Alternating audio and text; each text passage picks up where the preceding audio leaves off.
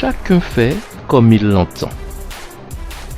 Cette nouvelle déclaration, provenant cette fois d'une catégorie assez spécifique de croyants, dont la particularité s'apparente beaucoup aux chrétiens mondains de notre précédente réflexion, dont le profil consiste à réadapter aux besoins les écrits sacrés selon leur convenance, quitte à en tordre le sens de manière volontaire et quasi systématique. Ce faisant, vivant en bonne conscience, quoiqu'en porte-à-faux avec les directives bibliques, ce type de croyant dont la vie est régulée sur le respect très sélectif et opportuniste de certaines règles au détriment des autres, qui semblent de toute évidence les déranger, se plaît malgré tout à se considérer comme pieux, même si leur vie, sous bien des aspects, reflète à s'y méprendre à celle des mondains. Mais que peut bien penser Dieu de ce type de chrétien assez particulier qui semble persister à ne vouloir faire qu'à sa tête tout en revendiquant le statut de bon chrétien? Pareil paradoxe est-il admissible devant celui qui a créé le genre humain et édicté les règles ainsi que les limites comportementales inhérentes à chacun? D'ailleurs, sur quoi peut bien reposer cette fière et avantageuse autocritique pour tenir la route? Sur les limites des considérations des facultés et de l'intelligence humaine, ou sur des critères relatifs à la vertu et au divin? Pour mieux cerner cette problématique comportementale et être en mesure de nous en faire un point de vue éclairé et avisé, rendons-nous sans plus tarder au 20e chapitre du livre de Matthieu, au verset 39, et laissons-nous instruire par Jésus, le maître des maîtres en personne, dans une leçon magistrale réunissant à la fois volonté et humilité, ce, dans une atmosphère empreinte de tristesse et d'émotion. Puis, il fit quelques pas, se laissa tomber la face contre terre et pria ainsi: Ô Père, si tu le veux, écarte de moi cette coupe. Toutefois, que les choses se passent non pas comme moi je le veux, mais comme toi tu le veux. Ainsi, parvenu au mont des Oliviers, aux dernières heures de son ministère terrestre, Jésus est à ce moment-là rempli de tristesse et d'angoisse devant le péché de l'humanité. À Gethsémanée, l'épreuve y atteint même son comble en affrontant dans la prière un combat primordial dont les 3 disciples qui l'accompagnent sont pour l'heure encore bien insouciants et surtout bien impuissants manifestement.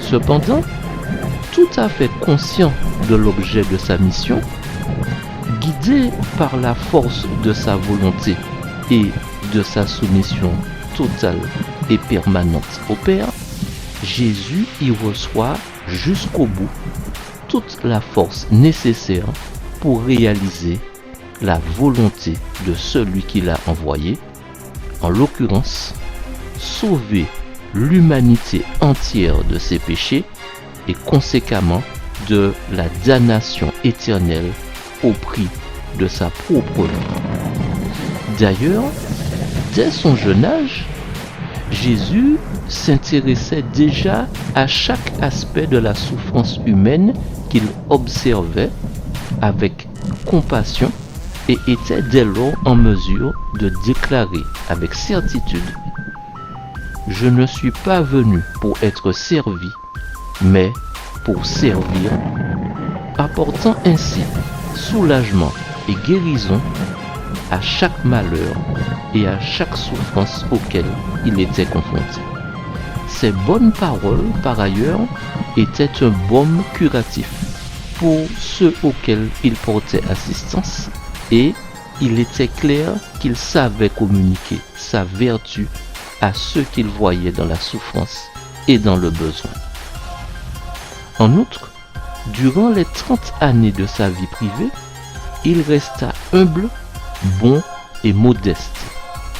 Il avait une relation vivante avec Dieu, car l'Esprit de Dieu était sur lui, démontrant à tous ceux qu'il connaissait qu'il vivait pour plaire, honorer et glorifier son Père en toutes choses, même les plus communes et les plus banales de la vie, allant jusqu'à renoncer à ce qui était agréable pour parer aux besoins d'un monde déchu qui avait besoin d'un rédempteur, acclamant d'ailleurs tout haut: « Je ne suis pas venu appeler des justes, mais des pécheurs. » L'œuvre de Jésus fut de révéler le caractère du Père au monde et de faire connaître la vérité à tous les pécheurs qui la constituent.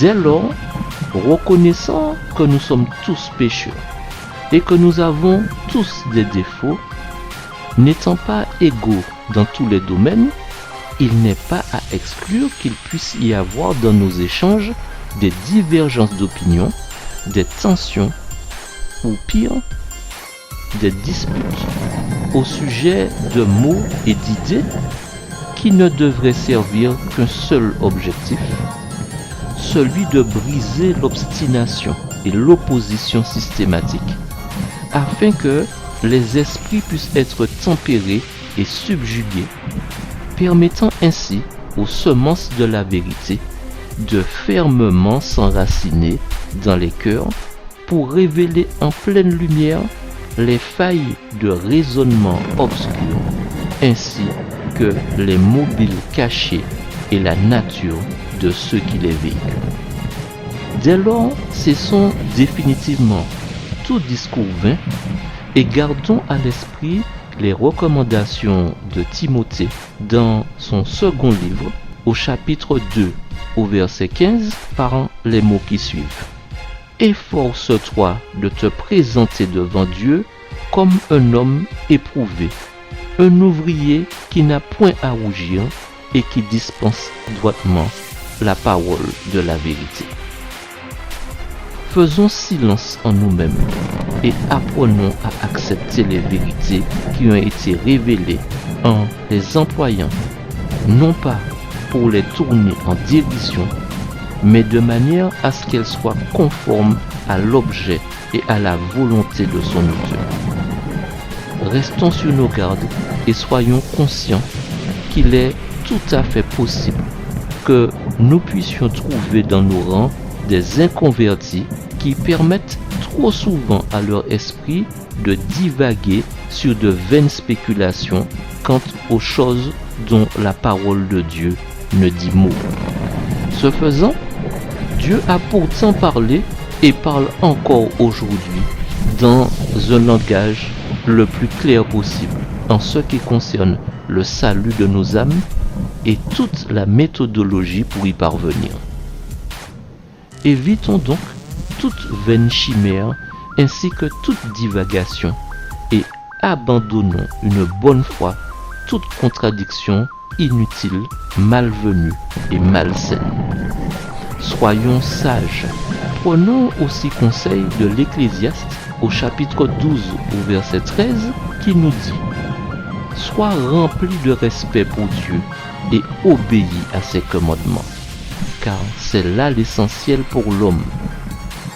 Le moment est venu où nous devons connaître par nous-mêmes pourquoi nous croyons ce que nous prétendons croire.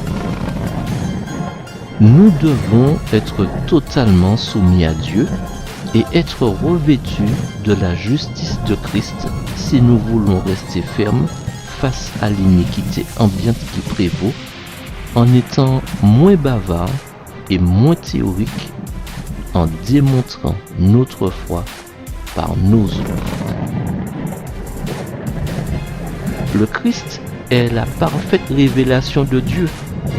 Nous ne pourrons connaître le Père que si nous connaissons le Fils. Et à mesure que nous le contemplons, nous serons transformés à son image et préparés à sortir à sa rencontre lors de son retour. Certaines personnes qui devraient être fortes et bien enracinées en Christ sont encore malheureusement comme des bébés du point de vue de la compréhension et de la connaissance expérimentale des œuvres de l'Esprit de Dieu. Aussi, après plusieurs années d'expérience à proprement dire dans une expérience, c'est à peine si elle possède les premières notions de ce grand système de foi et de doctrine qui constitue la religion chrétienne. Elles ne comprennent pas en quoi consiste la perfection du caractère. À ce titre, du ciel, Dieu déclare à tout homme: vos pensées ne sont pas mes pensées et vos voix ne sont pas mes voix. Et d'ajouter: autant le ciel est élevé au-dessus de la terre, autant mes voix sont élevées au-dessus de vos voix, et autant mes pensées sont élevées au-dessus des vôtres. Prenons garde, comme le confirme le 10e chapitre du livre des Proverbes au verset 19, celui qui parle beaucoup ne saurait éviter de pécher, mais l'homme avisé met un frein à ses lèvres. Et Matthieu 12, verset 37 de conclure: c'est en fonction de tes propres paroles que tu seras déclaré juste, ou alors que tu seras condamné. Chacun n'a donc pas le droit de faire comme il l'entend, mais uniquement comme Dieu l'a déterminé.